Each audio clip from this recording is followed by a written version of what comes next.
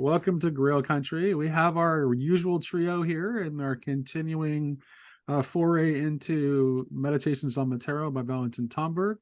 We're here today to talk about letter 18, the moon. I think this is one because it becomes so important to the overall theme and the interpretation that he weaves in this chapter. Maybe we should start with the phenomenology of the card this time. What does phenomenology mean? Can you remind me? Phenomenology is like ontology and all those words that you use. I can never. What the card? Yeah. What looking at the card presents to the mind? Yeah. Thank you. Yes. Perfect. So, Michael, do you have your illustrated? There we go. He's all colored in there. That's nice. All right. Coloring book. That's so right. We've got crayfish and a pond and a dog and a wolf, and we have a moon with a human face in it, and we have drops that are going upward rather than down. That's right. Drops going upward. And then there are two towers. And there are two towers. Right. And there are two towers. That's right. I never even noticed that. I only noticed that because Tomberg told me. I didn't notice that. I had to go back and when I read that, I had to go back and look. I'm like, oh, they are going upwards. So I love the idea of the crayfish, popping, like hiding, because they're so fast. Have you ever seen them? When I was a kid, we used to catch them all the time, and see them hiding and then whoosh. But they move backwards. Yes. They move backwards. Yeah, and he makes important that that's like one of the first points he makes is that it's that's a symbol of like retrograde motion, basically moving backwards. He also uses it as symbol because it's in the swampy water of the pond. He also uses an image of stagnation, right, as well later on. So very different from the star where there's running water, right? Yes, correct. And he points out that essentially he's saying that there's a connection between the three chapters that are next to each other here, between the star and the moon and the sun, and that they represent like essentially like different aspects of illumination. And the moon is about human intelligence. Okay, is that your breakdown of the phenomenology? No, I mean we can continue talking about the image. He talks about like the towers. I mean, he talks about the towers representing towers of Babel. Right. He talks about the hound and the wolf like representing like those that are like baying at the moon, basically like in frustration over the seemingly irresolvable antinomies of the intellect. He talks about the crayfish representing either retrograde motion or stagnation. And then finally, toward the end, he talks about like that there's that the thing that needs to happen is actually not represented on the card. And it has to do with the connection of the crayfish to the scorpion in the zodiac, and the fact that the scorpion is standing in the place of the eagle. Right. And isn't it, I always found it interesting, just as looking through the panorama of the cards, starting with the magician, how often this theme and variation of whether it's the two pillars or and here it's the two towers, right, shows up. And because it tells kind of a transformative story as it goes. That's what they call it, the royal road. The tarot's the royal road, because it has this kind of progression and transmogrification. So in a way you could think of like I think of it as in a dream, and I think Lewis Carroll's really phenomenal about describing how dream logic works, how one thing suddenly transforms into another thing, and I think that happens in the tarot. And so if you look at this card with the two towers on the side and you go through the cards, as what other cards have two towers or two pillars, and so you start with the high priestess, and then it comes up again with the pope, and then it comes up again with justice, or with strength or force, and it comes up time and again in different iterations. And it's kind of interesting how it does that. Yeah, and he seems to suggest that it's because, like, essentially that Hermeticism is pointing towards synthesis, and that's why it's doing that. So it's always about the marriage of opposites. Well, I read this last week, and my brain is like very. I got good long-term memory, but the short-term sucks. So I'm gonna listen until my brain kicks in. No problem. There's actually here I have a maybe this will spark you. This is actually going to go out of order here. But this is a part from near the end. This is on starting at the bottom of page 516. Just after he's finished talking about the rosary, he says, "Be that as it may, I declare openly that practical Hermeticism is above all the desire and capacity to learn from everyone and everything, and that knowing better is its coffin. Knowing better, the state of consciousness which is present when one has made a review of the totality of efforts made in the past and the results obtained from them by observing the fixed rules of the game, plunges intelligence into a pond of stagnant water with an exact geometrical border, which encloses it and makes it retreat like a crayfish in the face of all that is new and demands creative effort. Intelligence retreats into its element of stagnant water before the antinomy of mental psychism, i.e., the antinomy of credulous obedience and critical revolt. It does likewise in the face of the intellectual antinomy thesis antithesis, which rises up before it like two stone towers, rigid and immobile in their opposition. And above these antinomies, where the third term, the synthesis, should be found, it sees only a human face, only the projection of human will desirous of intellectual arrangement, so as to disencumber itself of the disquieting contradictions.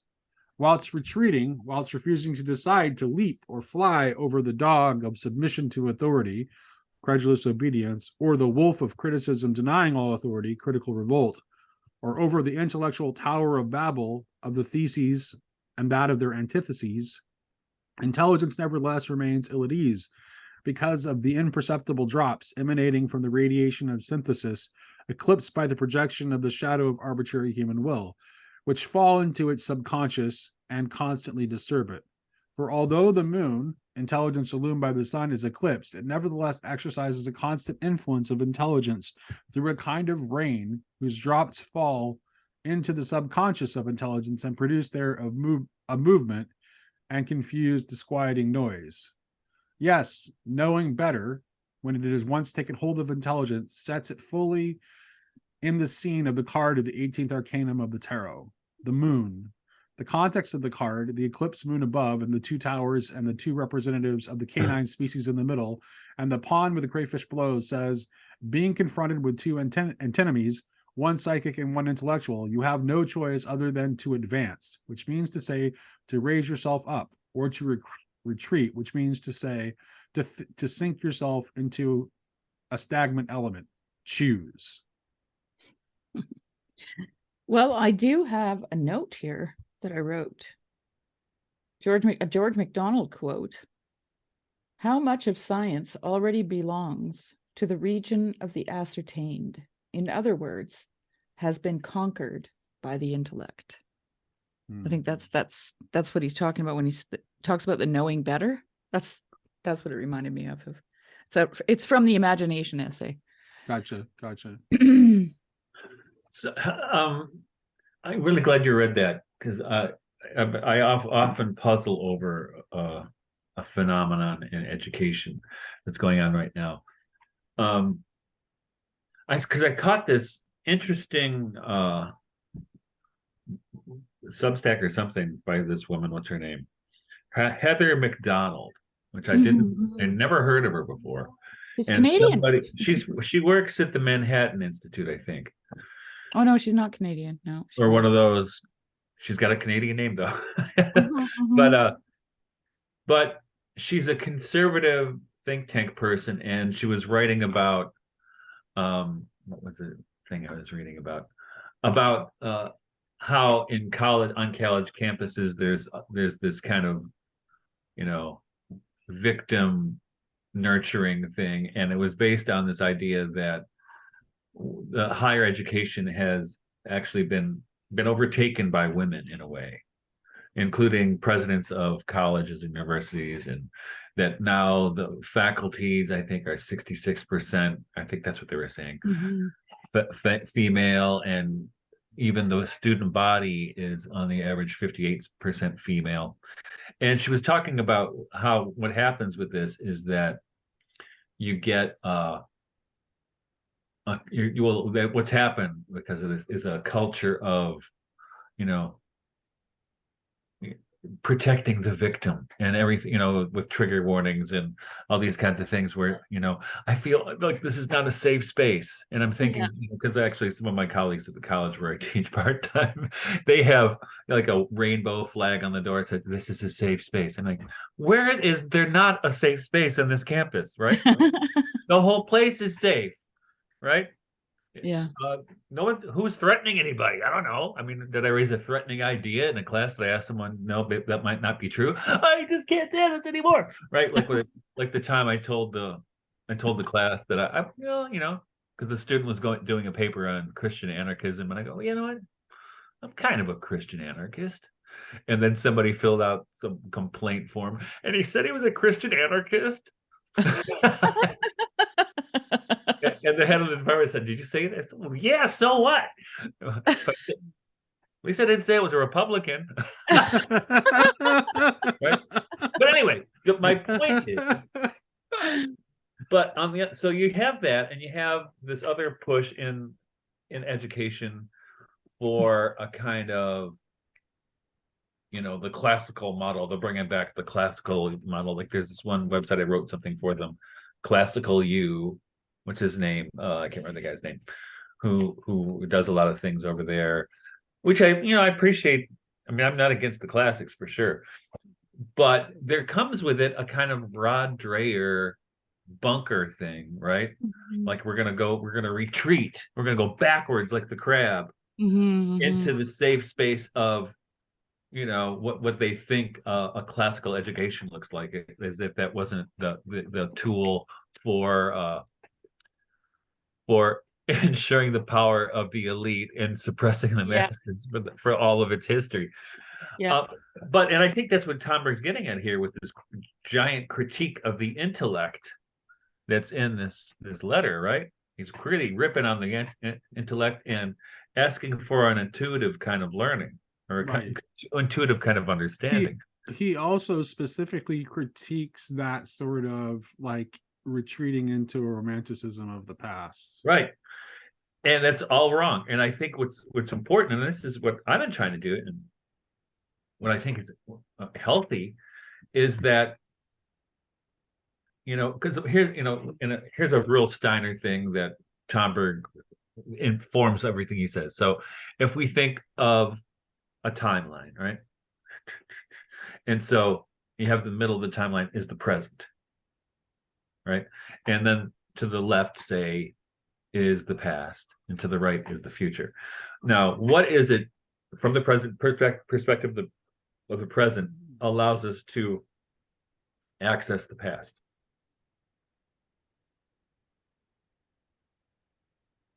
CNN. What is it? That's right. Correct. CNN. No, memory, right?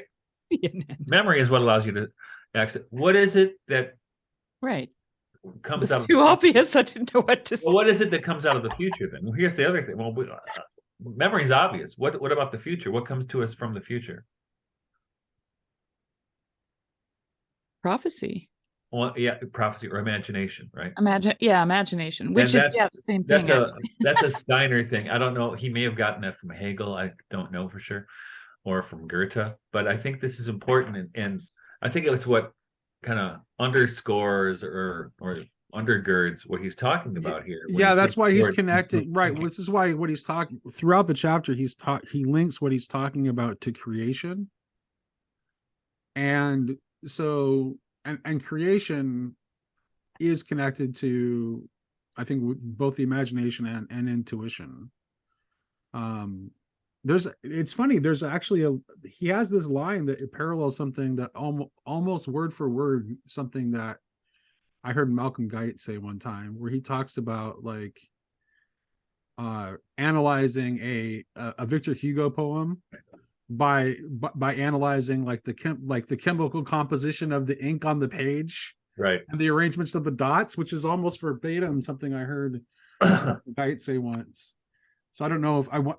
My immediate thought was, hey, did Malcolm Guite read Meditations on the Tarot? Because that seems like really remarkably similar phrasing. Well, you know, if you guys like all through this, I've got notes written. George MacDonald, read this quote, read that quote, you know, from the imagination essay, because he goes hard on the intellect, and he's talking about the imagination in that essay, right? And one of the things he says about the intellect is that it is the workman which toils under the architect of imagination, right? That's and that the duty of the imagination is to find out the works of God. And so, like in the last imagination episode that I did with Jed and Luke, because I have difficulty making distinctions or keeping those things in my mind, like the ontology and phenomenology, and you know, if I don't have something to hang on to with those words, I can't remember them. But the only way I know that I'm not in the realm of fancy is if I'm seeking out the things of God. If I'm seeking out the things of God with my imagination, then I'm in the divine imagination, right? And how do you know that's what you're doing? Okay, well, Jed did. You should watch the episode; it's really good. I haven't had a chance to yet. Jed read a portion of a long poem that he wrote, 4,500 word poem. Okay. Mm-hmm. And in this portion of it, he talks about meeting a woman in a bar and dancing with her. And what actually happened was that he had this like Cinderella moment and didn't write her phone number down properly. And then she just disappeared. Right. But in that moment, in the poem, and it happened while writing it, the whole thing moved into the courtship and the dance and the eroticism of the relationship we have to God. That to me is a perfect example of the imagination, right? Finding out the workings of God, working within the divine imagination. So it takes this thing, this fact, right? Which MacDonald calls the seeds of imagination, facts. And it uses them to find out what God is doing in your life or in the world, right, or whatever the case might be. But just what you guys were talking about right now, what came to my mind, and I think this is like, well, for me anyways, this is a really good way to think about it. You were talking about creation and imagination, right? And so for George MacDonald, creation is, we live and move and have our being in God's imagination, for MacDonald. And God creates ex nihilo, out of nothing, okay? And so where is it that we live and move and have our being? Within creation, okay? And so we live literally in the imagination of God. And all the forms, so everything that he's created, everything that, you know, moves us sensually, is already contains a meaning. And then he goes on to illustrate how, you know, half of our language is derived from the forms, right? From the world around us. But then he says this, and this is really good. The meanings are in those forms already, else they could be no garment of unveiling. God has made the world that it should thus serve his creature, developing in the service that imagination whose necessity it meets. The man has but to light the lamp within the form. His imagination is the light. It is not the form. So that, you know, I just love that, because it helps, like I said, I need things to hang on to. So I can imagine a guy, you know, carrying a little lamp and lighting it inside the form, lighting the light inside the form. And then I just have to toss this in here because I think it might even help with the conception, but I had this insight. I was like, wait a minute. I always wondered why Lewis had a lamp post in Narnia. Right. Mhm. Right? And then because I'm going through this essay and I'm like, oh my God, the imagination is lighting the lamp within the forms.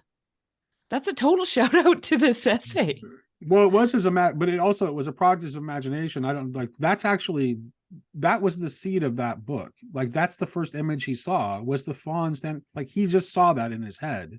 Yeah, and the book evolved out of that central image was what the book evolved out of for right. Lewis. And that is the image that George MacDonald keeps pounding on in this essay, is that the imagination is the light that lights the lamp within the forms, and Right. the forms already contain the meaning, and they are God's imagination in which you live and move and have your being, right?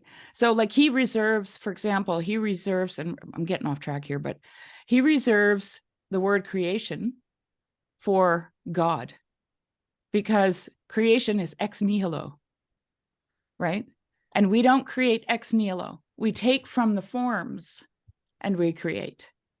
That's what we do. And the meaning is already in them.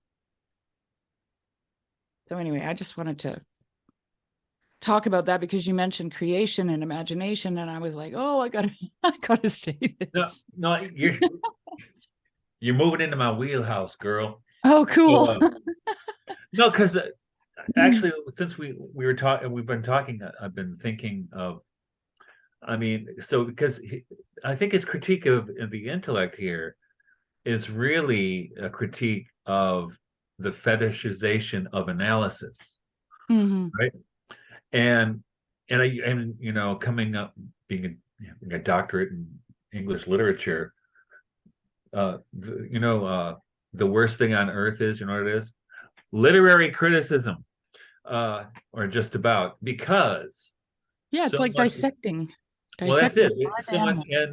And that's what as I went through my career as a professor and even as an undergrad, I was like, wait a minute, you guys are all invested in tearing down the beauties of literature to expose it as a fraud, which is in my opinion, that's, you want to know why English departments are empty and they can't get any majors? That's why. Because you get kids who come in there who love books and and writers and Jane Austen, and they come in there and you basically, the professors are telling them it's all a hoax and a fraud, and it's all about the patriarchy or about post-colonialism or whatever it is. And kids are like, this sucks, I'm out of here, right? And they do, and they drop that English major like hot potatoes. But my approach has always been very much in the way of Coleridge, right? Speaking of Malcolm Guite, and Coleridge, in his Biographia Literary, which is right there next to me, like the Bible, is he wrote that anybody who shows me a work of literature and shows me the deficiencies in it isn't doing me any favors. I could have done this myself, right? But he says, but to the person who shows me the glories that are hidden in a work of literature, they're actually doing me a favor, right? Yeah. So that's always been my approach to teaching literature, is not to expose the writers as frauds, but to show what's beautiful in it, what's good in it, what's wonderful. I mean, I was telling Nate, this on Saturday mornings I teach a group of homeschool kids in high school Shakespeare. And it's such fun. I mean, because I wish I was in your class. It's a lot of fun. Plus, like I was telling people, ask me, what's your teaching method? I said, give me 2 cups of coffee and I can talk about anything. Which is how, and I just go, right? So, but I get started like now, right? And I've had 3 cups of coffee now. But the other thing I was saying, because when you guys were talking about the lamp, right? A really important book that's almost forgotten about in literary criticism, it was by M.H. Abrams, and maybe you encountered this one in college, Nate, called The Mirror and the Lamp, right? Because it very much bears on the card, because you know, and it's about romantic literature in particular, but the mirror and the lamp. So is it something that reflects, as in the moon, right? Or is it something that illuminates? Right. Mhm. And so, like, and this card is representing something that's gone awry, right? This is not so something's gone awry here because the moon is supposed to reflect the light of the sun, which is the next chapter that we're going to be reading. But in this card, something's gone amiss because the moon is just reflecting a human face. So which is why this card represents essentially a dilemma that the intellect has put itself into. Well, I think, And yeah, and like, and it's related to this idea somehow. It's related to this idea of stasis. well, Right. it's the region of the ascertained that that's what MacDonald calls it. Right. The region of the ascertained, right? Like the knowing better. There's no more discussion. And at the very beginning of his essay, he says, you never want a state of repose from your education. He's talking about education specifically, but I mean, I think it applies to everything. You never want to be in a state of repose. He said, you want to be in a state of noble unrest that Right. should actually be spinning up into a fever. He uses the word fever, right?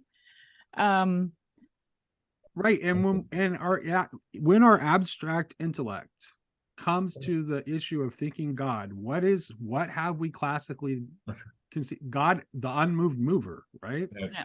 Yeah. God, for Aristotle, God is the unmoved mover, eternally thinking of thinking.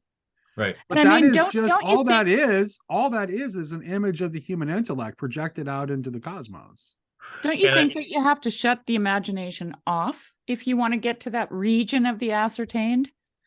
No, I'm No. not saying you should, Oh, but like what the card is illustrating is, because to me the imagination is infinite, right? right. So you basically put a cap on it, on the you know, you're under a ceiling of some kind, right? Which means now that you're in the region of the ascertained and the intellect has conquered, right? Like Right. this is the conquering of the intellect. There's no more imagination. And you know, if you listen to people like Peter Thiel and I don't know others, they talk about the fact that there is no more invention in like American Right. you know, Because there's no more of imagination, right? There's none. So check this out. So, and I think this bears right on what we're talking about. So, and this is actually from the Wikipedia entry on M.H. Abrams on the Mirror and the Lamp. It says Abrams offers evidence that until the Romantics, literature was typically understood as a mirror reflecting the real world in some kind of mimesis, whereas for the Romantics, writing was more like a lamp, the light of the writer's inner soul spilled out to illuminate the world. And I don't know if you know it, but Owen Barfield's got a book called what is it? romanticism come of age. Romanticism come of age, which is about Rudolf Steiner, basically, right? Mhm. And in his take, Rudolf Steiner's work was romanticism come of age. Mhm. It was a mature romanticism, but you can also say that this book is too, because this book furthers that project to bring imagination into the life of thought and soul and feeling, right? So that's I think important is and I think it's what the card shows, right? Is if you're getting the reflection in the moon, like the reflection of your face, it's a form of idolatry. And just like the intellect can become a form of idolatry because the gaze gets stuck at look at all the cool stuff I know, right? Yeah, yeah. Whereas the idea, though, I mean, this comes from Jean-Luc Marion, the French Catholic philosopher, and he's got a book called the God Without Being, and also Idol and Distance. For Marion, right? We have the idol and we have the icon, and the idol, of course, is an object of idolatry, because when you see what we can call idols are those things that actually reflect back to us our own being. So in a way, we're worshiping ourselves when whether it's ideology or even in theology, right? Where you project yourself onto the thing you think you're worshiping. Well, this that you know this And Yeah, this this is is- kind of this is- reify this your is- own disposition, right, which is God's Tomberg, like which me. is what, yeah, this is what Tomberg's critique of the psychologizer and the spiritualizer, which he says Right. are both doing that. The psychologizer with the lower self, and the spiritualizer with the higher self. Mhm. And the other Um, side of that with Marian is the icon, however, acts as a window Mhm. through which our gaze can penetrate, but also through which, the divine or the imagination penetrates and changes us, right? And I think that's important in what we see here. Plus, it's gonna, when you get to the next letter on the sun, it's a very different ball game than this one right here, and it's probably the most Sophianic chapter in the entire book, right. which is what that's about, right? And then that you have to say that's romanticism come of age. I have a question. This is a little bit off of what we were talking about immediately, but it's one of the things in the chapter that perplexed me. Because it's so different. It's such, the reason it struck me is because it's so at variance with what M.L. Bach, another anthroposophist, says in his book on the Apocalypse of John, where he quotes the line from the Parsifal, where Gurnemanz is telling Parsifal that in the country of the Grail is the place where time becomes space, and Tomberg is talking about that in a negative way. He says here, this is on page 490, bottom of page 496. No one has stated this postulate of intelligence, i.e., repetition and consequent transformation of time into space, with more force than Solomon, who says in Ecclesiastes, what has been done is what will be, and what has been done is what will be done, and there is nothing new under the sun. Is there a thing of which it is said, see, this is new, it has been already, and ages before us, there is no remembrance of former things, nor will there be any remembrance of later things yet to happen amongst those that come after. So he actually flips this a bit, and he sees space as essentially representative of stasis, and time and duration as representative of movement.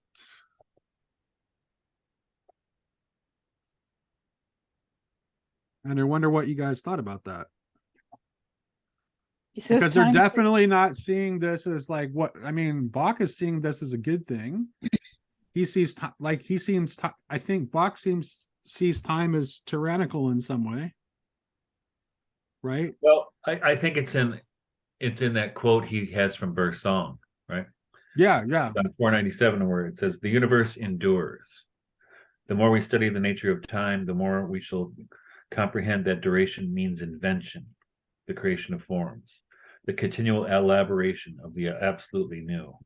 Yeah, right. Which seems like to me, that means he's suggesting a movement. He's suggesting bringing time into God in some way. So it's a very much a process theology kind of thought that's going on here. And which suggests a more of an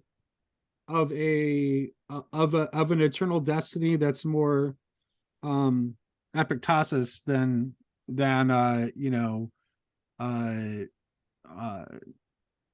eternal rest, repeated stasis.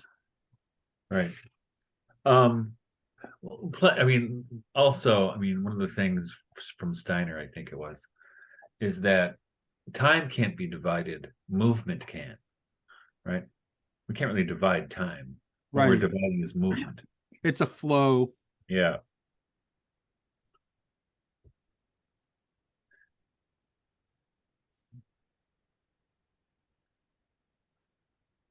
And I think, when it gets a little challenging to our Jewish brothers and sisters here, right? When he talks about the whole Jewish nation had no other reason for existence than part of it, the Messiah. Still more is the word through which all things are made, and outside of which nothing came to existence, and which came to flesh, apart, or is it the whole of the Jewish nation? Yeah, that's where he's generally questioning he's saying that for the intellect, the axiom that the whole is greater than the part might be true, but there are other senses in which the part is greater than the the whole. part is greater than the whole, and obviously the word the word is the whole, right, and is the part that is the whole.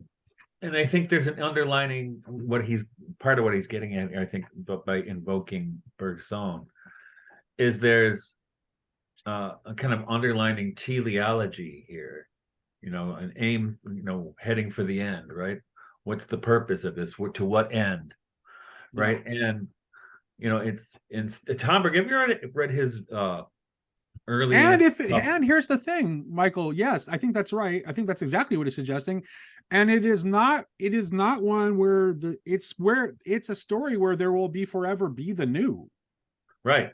It's not one that has a terminus. So there's not like there is no absolute eschaton in the image that he's putting forth here. That's the entire point. It's like it's not the repeated cycle of time, which would be kind of like which is again goes back to this idea of the closed circle, right?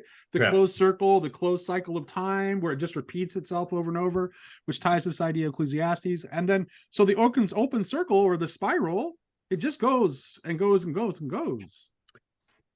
Well, yeah, I had a washing machine like that once. Infinite creativity. Yeah.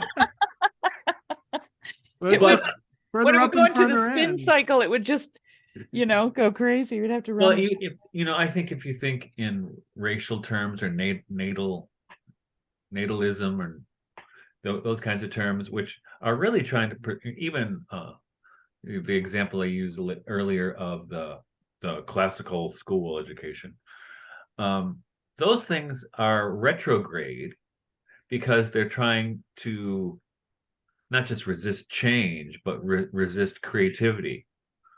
Resist what Bergson called creative elan, right? Mm-hmm. So they retreat into race or whatever it happens to be. And what an interesting thing, I think, and I was going to, have you ever read his books that were written before he became Catholic, his studies of the Old Testament, the New Testament, and the Revelation? Who's this? Tomberg? Yeah. Oh, okay. And his book on the Old Testament, it's really interesting. It really stuck with me because he argues too, like Steiner did, that the destiny of the Hebrew people was to create the body that could hold the incarnation of Christ. Mm-hmm. And that he points to in Genesis when Jacob is breeding all the sheep and the goats and stuff, that's a metaphor or foreshadowing of this kind of, it's literally creating the genetic repository that could hold the incarnation of Christ, right? That it could do that. And then the idea was in him is that after that, and I knew actually a Jewish anthropologist said the same thing. After that, the mission of the Hebrew people was over, which, that's kind of controversial, I'm sure. It can be taken the wrong way. But if you think in I don't think it is though. And I don't think it is. And I don't think it is either. Right. But people might bristle. Oh yeah, they would bristle for sure. I think that, but I don't think in the comments, raise your hand if you're bristling. Yeah. Well, yeah, definitely. I mean, it would. I think that Jensen is on the right track when he suggests that the reason for the continuation of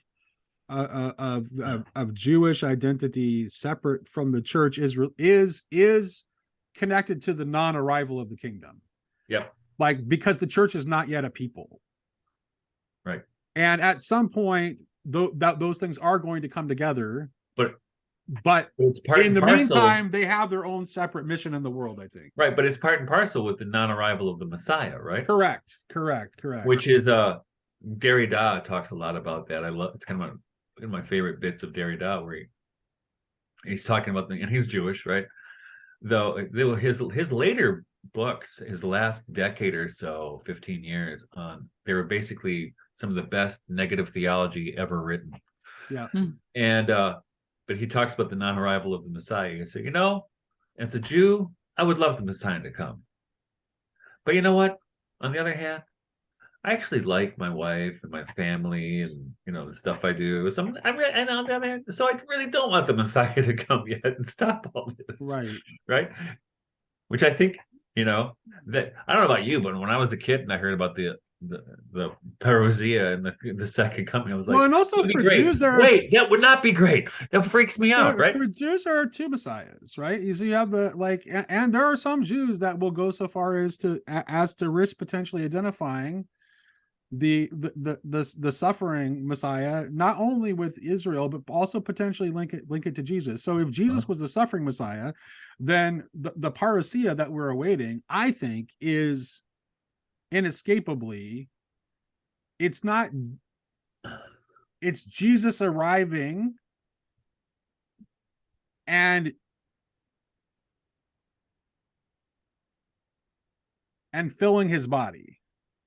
Yeah. It is. So yes, it is the arrival of Jesus, but it's not just literally a guy in the clouds that everybody will Right. see. That's I not, think, it is a consciousness event. right. We will be transformed. And you know who offers a brilliant uh, image of that is William Blake in Jerusalem, right? Yeah. Because it becomes kind of a psychological, but amongst other things, the coming of Jesus becomes the second coming becomes a kind of psychological restoration and healing on a cosmic scale, right? But it's both cosmic and personal. That's what's beautiful about it. It has Yeah, to be. that's It kind of has the to way be, right? Blake's take on the Book of Job is too. Yeah. His whole take on the Book of Job is psychological, like it's it's happening in his head, right? Yeah. Yeah, interesting. I think that I think that it has to be psychological, but it also has to be really happening, That's and right. it also has to be It's everything. it's everything. Yeah, otherwise it's not three-dimensional. Right, which is like, right, and that's precisely why in this chapter, like, Tomberg takes this, and mostly through the lens of using Bergson, but he makes this move toward the realm of action, right? And I think he uses Bergson's example of how, like, swimming seems impossible until you actually, like, begin to do it. Yeah. Right. Like, there's no, the intellect will never help you figure out how to swim. That's right. That's The intellect will never help you figure out how to hit a baseball. You ever see? I was just going to use that exact metaphor. Did you ever see this movie? I think you can find it online for free. It's called "Being in the World." No. It was a documentary made. It's about phenomenology. It's a little dated now. It was maybe put out 15 years ago. And one of the examples, one of the philosophers they talk to, because this is I used to show this film to intro to philosophy kids, because usually the way philosophy is taught is you're just throwing a lot of abstract text at people and they're like, I don't get it, but who cares? But if you show them that philosophy is actually something we all do, Yeah. and in that movie they give examples from a chef, which Right. This is my I went to, when in those portions of his chapter, it's like I was thinking about myself when I'm cooking. It's like, right. I'm just like, I can't explain to you how I'm doing what I'm doing. And that's the I same cannot. thing with me playing the guitar or gardening or Right. other people who, and one of the guys they talk to is this Japanese carpenter who does like the cool pagoda type stuff, but he does it all by hand. And the point they're making with baseball is that if you go to somebody who's a great slugger and they go, well, how do you do that? They can't explain it to you. They can't tell you. Right. They just can't tell you. hit the It's like, ball. I mean, Because when that's you're the philosophy, right? That's when you're that when you do that, you go into a contemplative space, and yes, and you're no longer And if you had to think about it, you'd never be able to do it. It is a concentration without effort. Like hitting a baseball well is it is an example of entering a mystical state and concentration without effort. You couldn't do it otherwise. Right. You really couldn't. If you think at all while you're at the plate, a 90-mile-an-hour fastball is just by you. And I'm sure when you're cooking, it's the same thing, right? If you're thinking about it too much, you start making mistakes.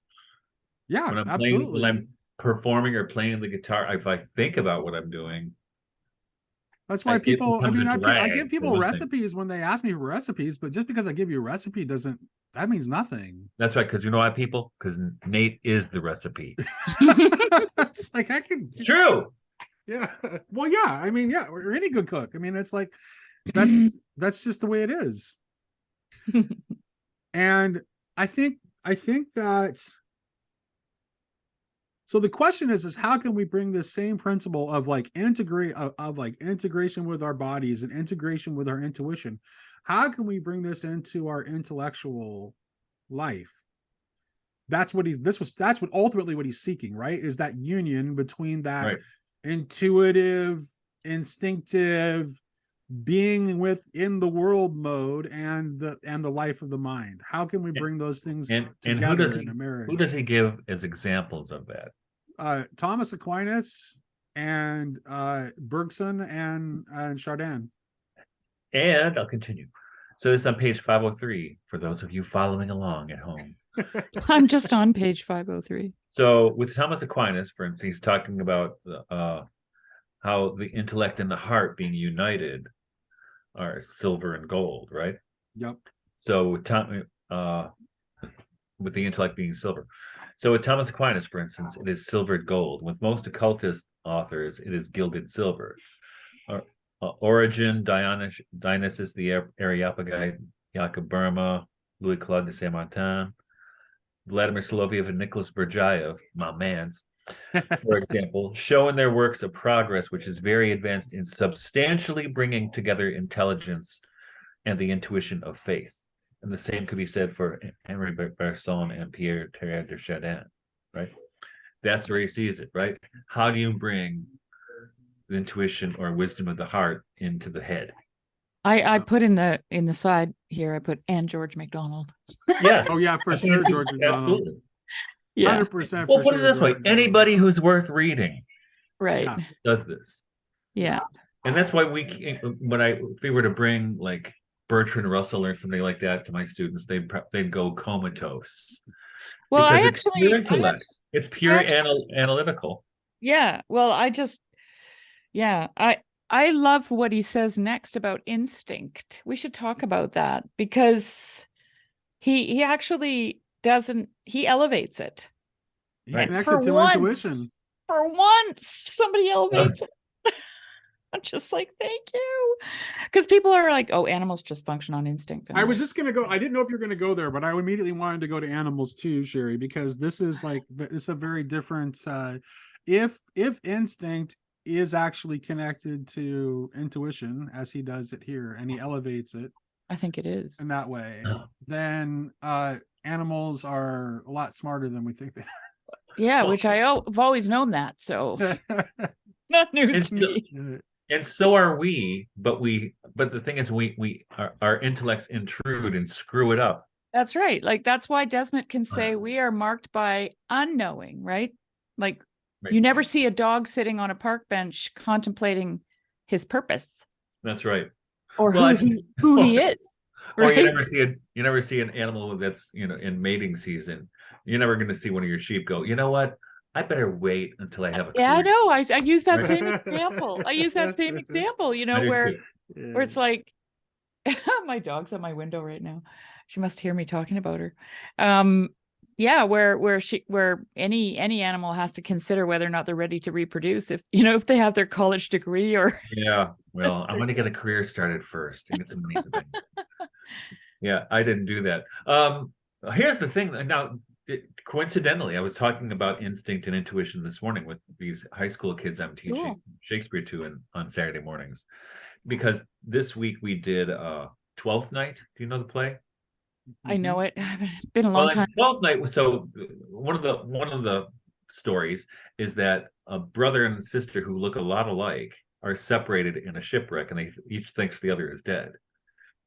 And what happens is the girl Viola goes in disguise and gets a job working for a duke who's in love with this girl named Olivia, and sends Cesario or Viola over there to bring messages back and forth. But then in the course of this, Olivia falls in love with the male looking Viola.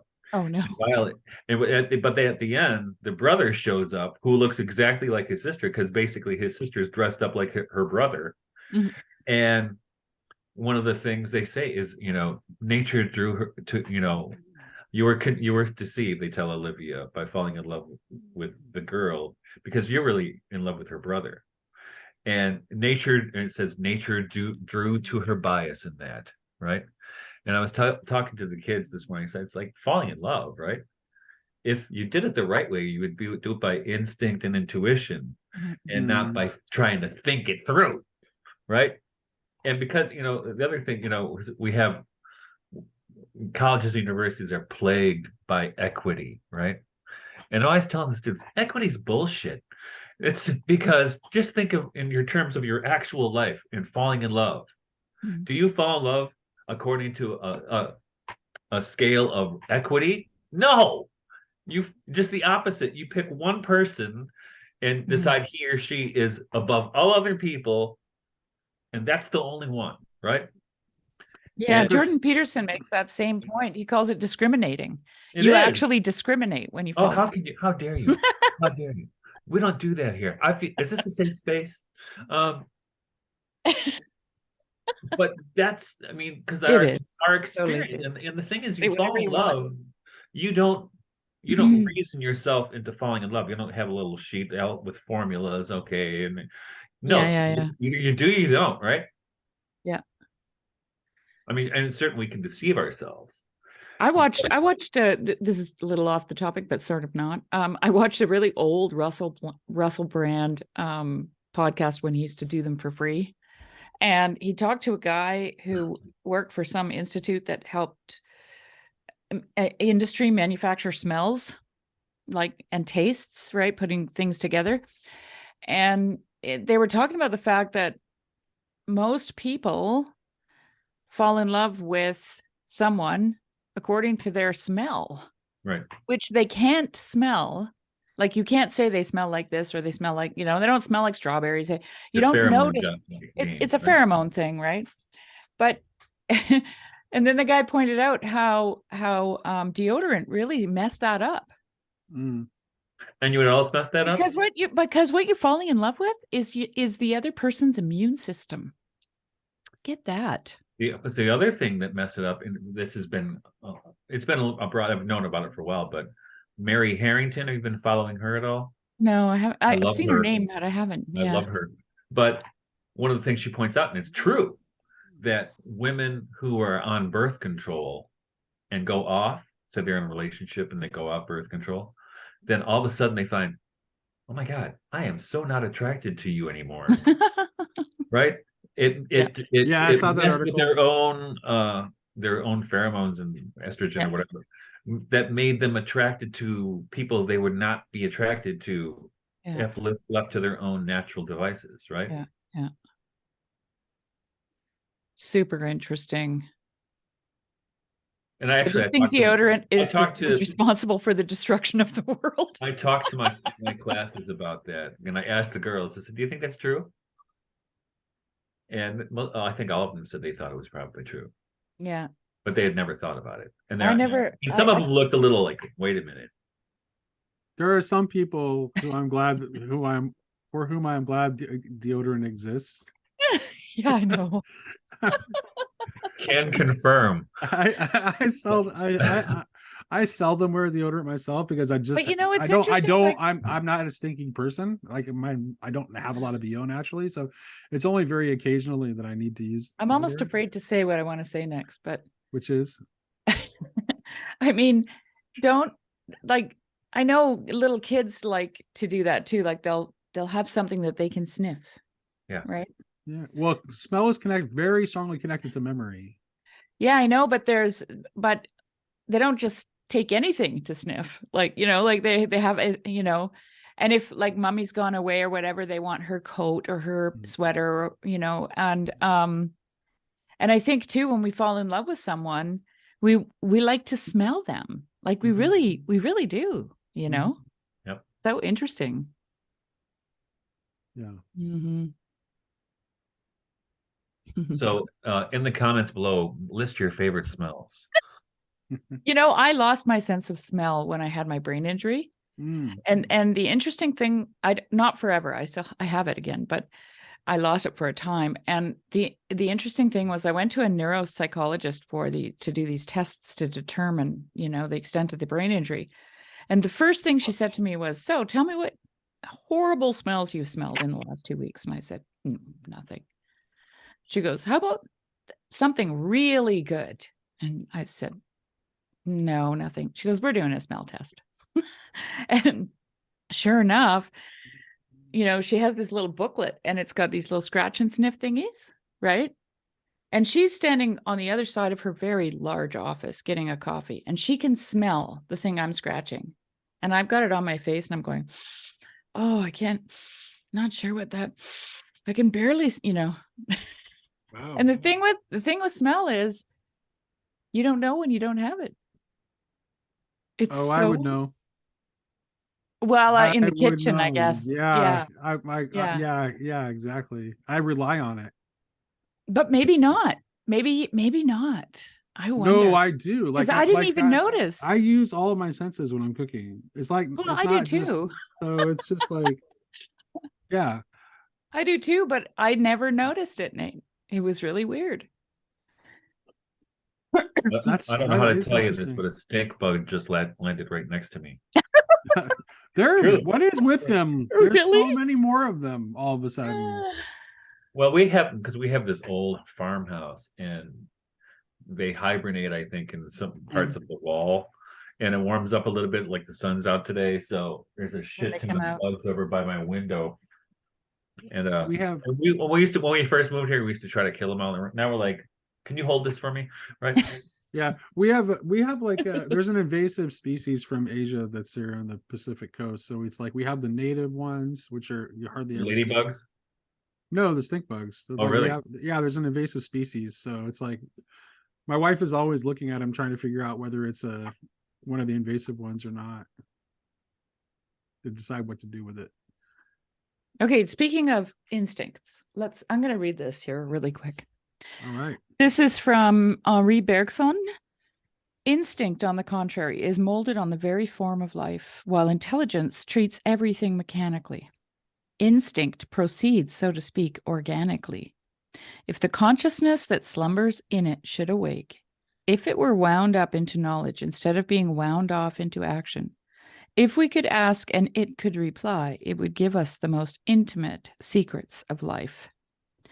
Instinct and intelligence are two divergent developments of one and the same principle, which in the one case remains within itself, in the other steps out of itself and becomes absorbed in the utilization of inert matter.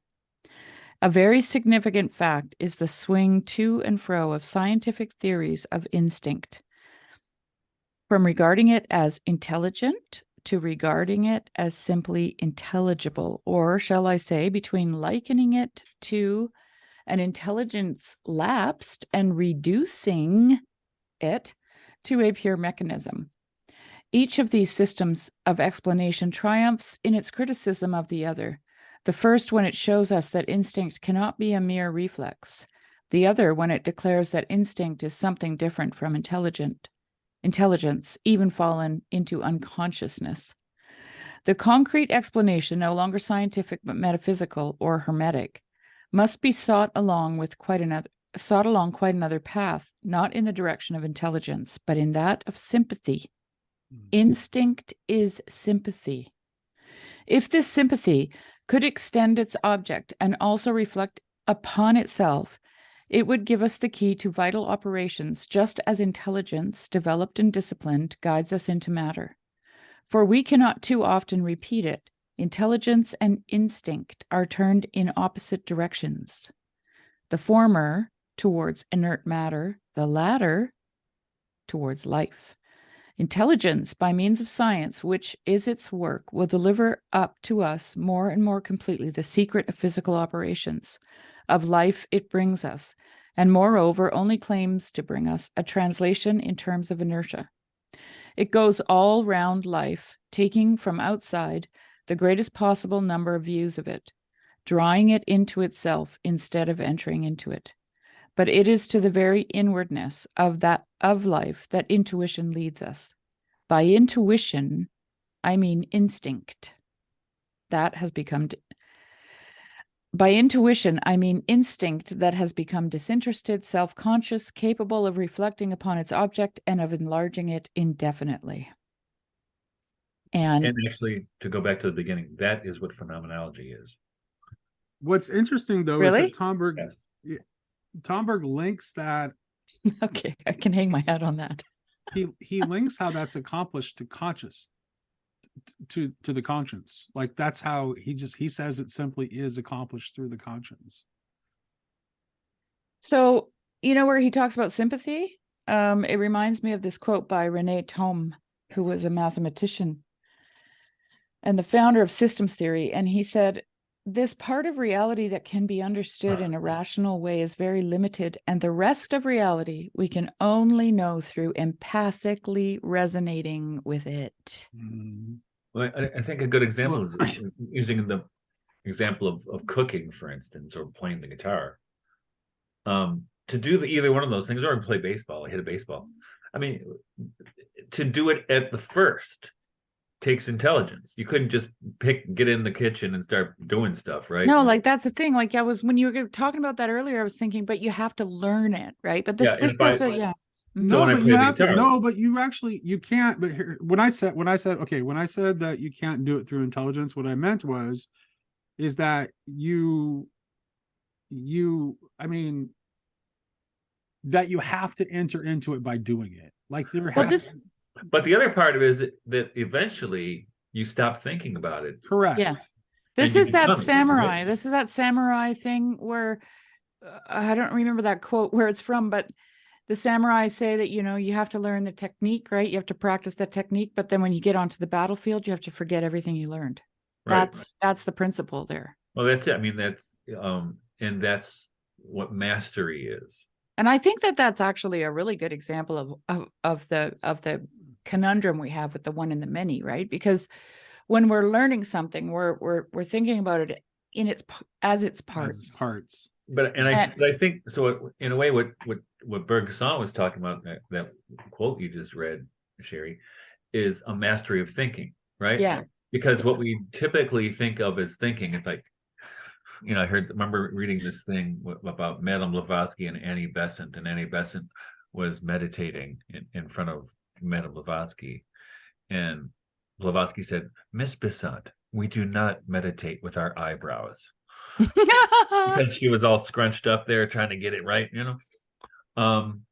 But I think what he's talking about, and this is what Steiner's getting at, and it's what Tomberg is getting in this chapter, is that the intelligence is a tool.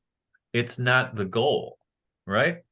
And so just like with Nate learning cooking and me learning how to play the guitar, yeah, it's the workman that works under the intelligence and engagement and thinking about it. But then eventually it's just it's a matter of presence. And that's why I said that what he described there is phenomenology, because so when he talks about intuition, I mean instinct that has become disinterested, self-conscious, and capable of reflecting upon its object and of enlarging it indefinitely. And that's exactly what happens.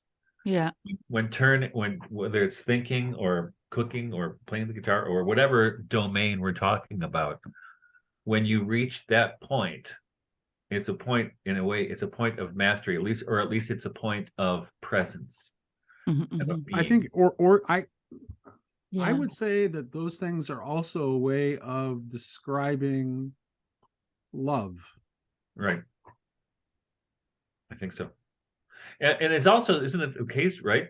When you get into that space, that's when the miraculous things happen, right? Mm-hmm. Yes. The beautiful unexpected. Yes. Mm-hmm, mm-hmm. And interesting. It's funny. I know I maybe told you guys the story before, but So this happened to me in two different examples. So one time I was in my classroom when I was a Waldorf teacher, and the kids were out on the playground, and I was just improvising on my guitar that I had in my hat. I always had a guitar in my classroom, so I was improvising, just not thinking about it. And my friend I didn't know was watching me, and she comes up to me. She goes, "Michael, when you do that, you don't even look like the same person anymore." Mhm. And my wife said it years later, where she snuck up on me while I was pruning an apple tree. And I'm pretty good at pruning and stuff. But when I do that, I'm also not thinking about what I'm doing, just kind of just intuitively, right? And Bonnie said, "Michael, you don't look the same when you do that. It's so weird."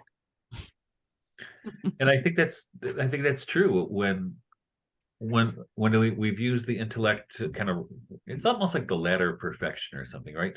You go up the ladder and then you let go.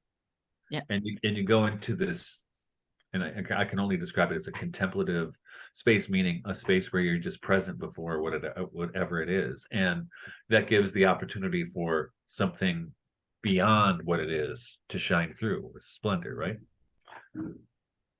I think it's Well, this is what I think. This is what Verbeke calls the flow state, right? And what's interesting about that term even is that it implies that something is actually flowing, Right, which is through you, right, exactly, and that through you. which is the prime, like almost the primary theme of this is like he's talking about this contrast between The stagnant. the need of the intellect to reduce things to the solid and the stable and the Mhm. static versus the intuition's ability to grasp the flow, the continuity, to sense time and not just space.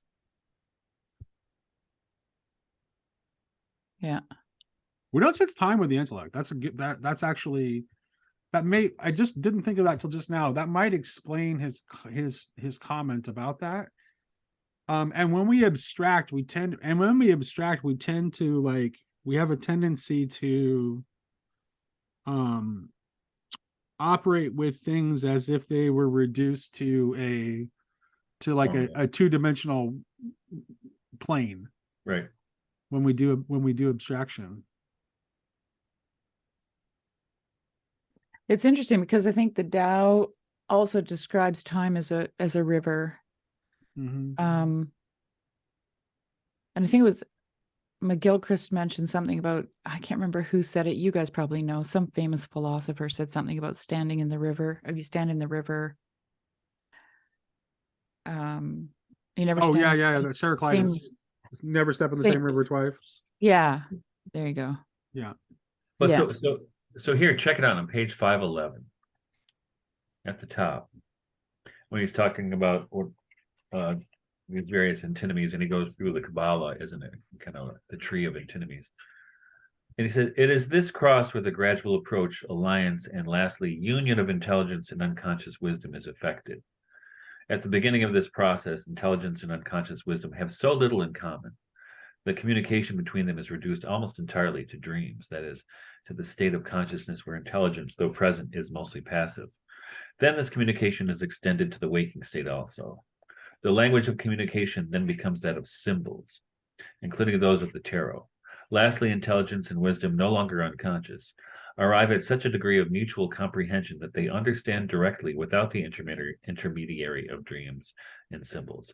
It is only then that their union is achieved. That is, that the state of consciousness that Bergson calls intuition and the Kabbalists identify it with da'at is attained. Direct communication between intelligence and wisdom is, truth to tell, only the development of conscience, Yeah. which is extended from the domain of action to the domain of knowledge and is awakened there to the point of becoming the light of intelligence. And of course, conscience means with knowing, you know. There's something about conscience too that is intuitive, right? Like, the whole idea of conscientious objection, right? So it's like, I can't do it because my conscience won't let me. Right. And there's never a rational, reason, right, for that. It wouldn't I be think that, if it were, it wouldn't be conscience, right? Then it would be a yeah. calculated decision based on some pragmatic calculation. Like, I'm not going to do this because I might get caught and there'd be consequences, versus I'm not going to do this because it's wrong. I have this like love-hate relationship with conscience because I'm super high in conscientiousness, but I'm also really high in openness. And so for years, I was under the absolute tyranny of my conscience. Like, and my conscience wouldn't let me do anything fun. Okay. Get a Because new conscience. Yeah. because I had to do my duty first. Oh. You know, oh no. And you know, when you run a household and you've got kids, your duty is never comes to an end, right? Like there's always something you should pick up first, or clean first, or make food for first, or whatever the thing is. And then I discovered that I was equally high in openness. And so I decided to divide my time equally and see what happens. Right. And so 50% of my day was spent doing my duty, and 50% of my day was spent being creative. And man, I'm telling you, it was redemption. It was total redemption for me. I was totally tyrannized by my conscience. It was terrible. Well, it wasn't your conscience. What was it? It was conditioning, right? Okay. Right. I mean, so you weren't acting spontaneously and authentically. You were doing what you thought you were supposed to do. Yeah. Right. Yeah, I mean, that's something everybody has struggles with at one time or another, right?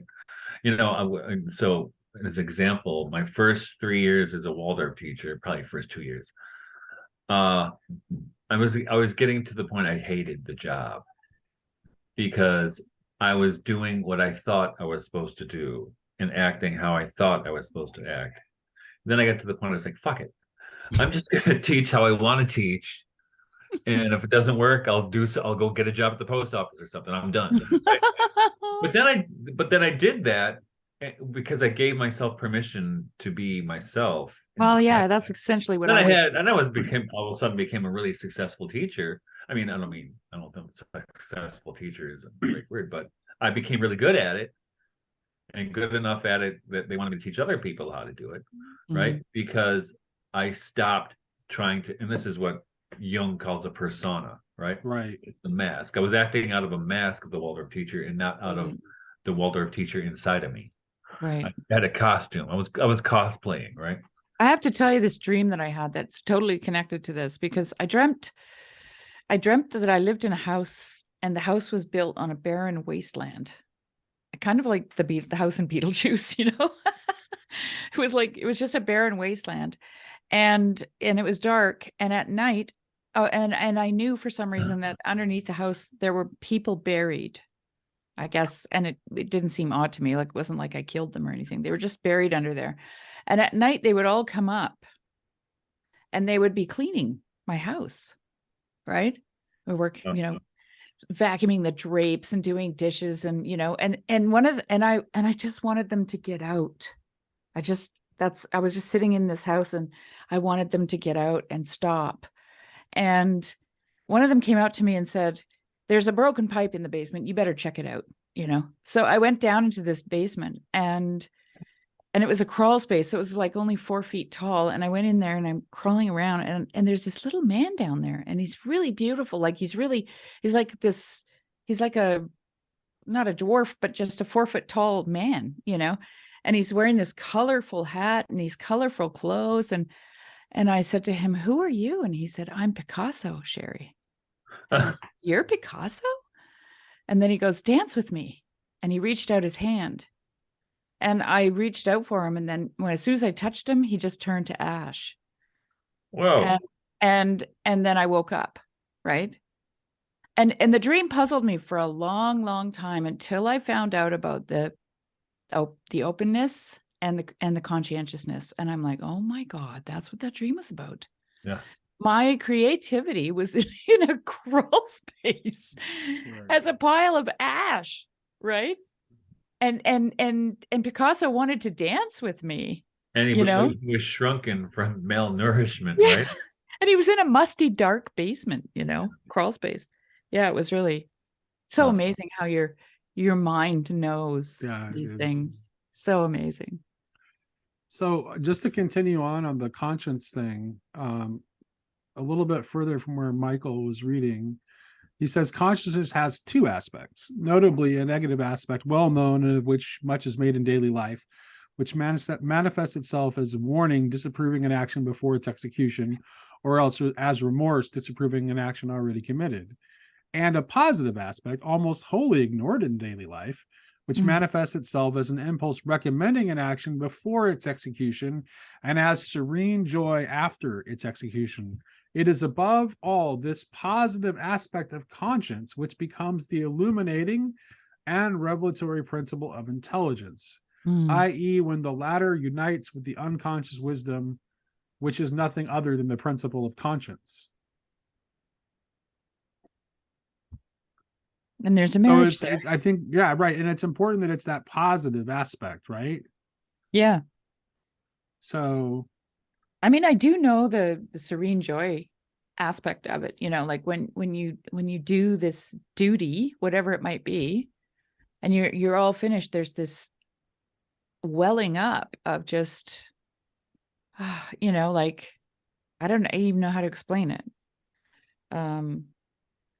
Yeah, but I definitely was conditioned, like Michael said, and I had it, when I first started exercising resistance against this little devil on my shoulder. It was hard. We talked a little bit about the stagnation in the sciences early in the conversation, and I think like you can see here how this like comes into play in like when in real scientific genius, which almost always operates from an intuition that comes first, and then the scientific work comes after the intuition to perform the experiments to confirm the intuition. But the intuition seems to come like unpredictably out of nowhere. Well, he talks about it as organic, right? And when he mentioned that earlier, I was thinking about Goethe and the metamorphosis of plants, because Goethe was just observing. He was just taking in the beauty of this plant, okay? But the way I imagine him doing it is his eyes are following the lines, and the lines are leading him into some kind of deeper knowledge, right? And the plant itself is an unfolding reality. Like, so he has to follow it like a path. He literally has to follow the plant. Yeah. Itself. To become it, Shari, to become it. Yeah, but he has to follow the trail that it's leading him. It's okay? Speaking to him, right? Yeah, it's leading him along, and then all of a sudden it gets to that apex where he realizes that the leaf and the flower are the same thing. Well, right? That's phenomenology. And what else he's doing is that kind of synthetic way of approaching nature was antithetical to everything else in science that was going on around him at the time. Yeah. Because they were all based, it was we murder to dissect, right? That was everything. Even Sir Isaac Newton's theories of color, right? Of the prism, how color is light broken into its constituent parts, which is a metaphor of destruction, right? Yeah. And Goethe came up with an opposite interpretation of where color comes from. He said it comes at the interplay of dark and light. Yeah. Which is more poetic and more accurate in my opinion. Yes. And it's also as a principle, it's a synthesis. Yeah. And that's in fact, did you guys catch that conversation I did with Michael Claridge? And no, I haven't seen it yet, but I started it. I haven't seen the whole thing. Yeah, I saw that one. I saw that one. I really liked him a lot. He just seemed like a really like open and cool guy. Yeah, open, cool, generous spirit, like the kind of person that I just automatically like. Yeah, I was very impressed with him as a person. I saw that. All right, well, I should probably get going here, guys. No problem. Yeah, we'll wrap it up on that note. Okay. It's always good to wrap up with synthesis. Okay, good. And organically. Organically, Well. yes, organically. Yes. Thank you We'll for see you joining next me time. today, and we'll see you next time. Yeah. Bye-bye. Fare thee well.